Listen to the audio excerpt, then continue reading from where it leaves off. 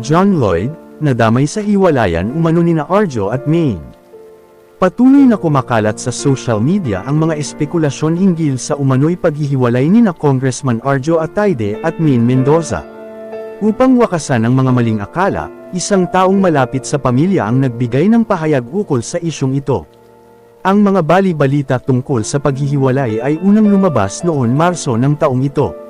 Gayunpaman, una nang inihayag ng isang source na magkasama pa rin ang mag-asawa.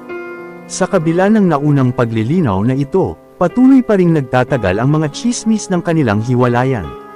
Nadamay na rin si John Lloyd Cruz sa tsismis tungkol kina Arjo Ataide at Maine Mendoza. Dahil lamang sa pag-follow nila sa isa't isa sa social media.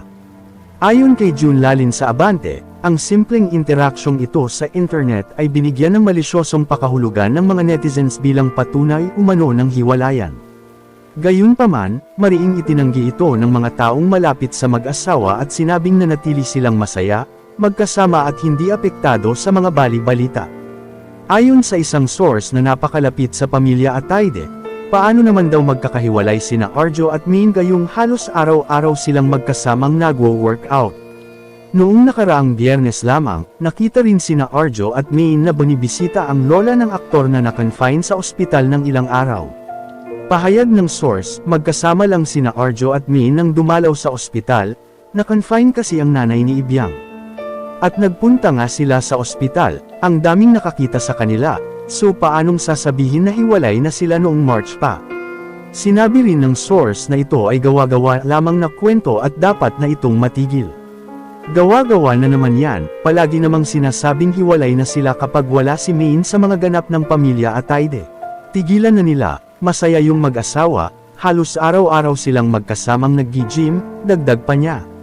Maging ang mga malalapit na kaibigan nina Arjo at Maine ay pinagtatawanan na lamang umano ang mga patuloy na bali-balita na nagkahiwalay na ang mag-asawa.